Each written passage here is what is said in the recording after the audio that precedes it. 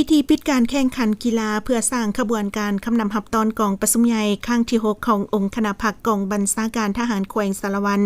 ได้จัดขึ้นในวันที่25เดือนมีนาคม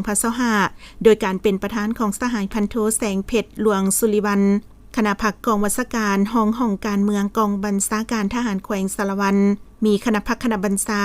กรมกองห้องการพนักงานนักรบตลอดถึงบรรดาคณะนำครูฝึกและนักกีฬาทั่วองค์การกองบัญชาการทหารแขวงเข้าร่วม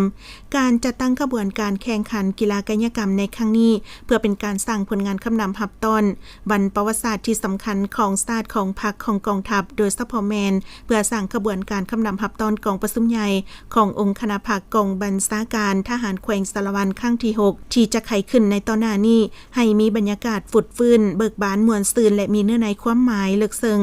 พร้อมกันนี้ก็เป็นการพบปะสามัคคีแลกเปลี่ยนบทเรียนซึ่งกันและกัน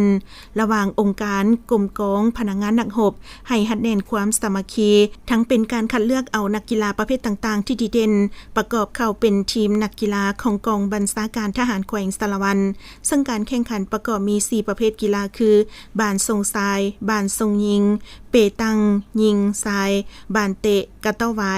สำหรับผลการแข่งขันกีฬาบานทรงยิงประเภท1ได้แก่ห้องการเมืองประเภท2กองพัน459ประเภท3ห้องเสนาธิการบานทรงทรายประเภท1ห้องเสนาธิการประเภท2กองพัน459ประเภท3ห้องพลาธิการกีฬาเปตังประเภท1ห้องการเมืองประเภท2กองพัน459ประเภท3ห้องหมอและกีฬาเปตังทรายประเภท1ห้องพลาธิการประเภท2กองพัน459ประเภท3หน่วยงาน15บานเตะทรายประเภท1กองห้อย33ประเภท2ห้องเสนาธิการประเภท3ห้องการเมืองกีฬากระเต้าหวายประเภท1ห้องหมอประเภท2กองพัน459และประเภท3ห้องการเมือง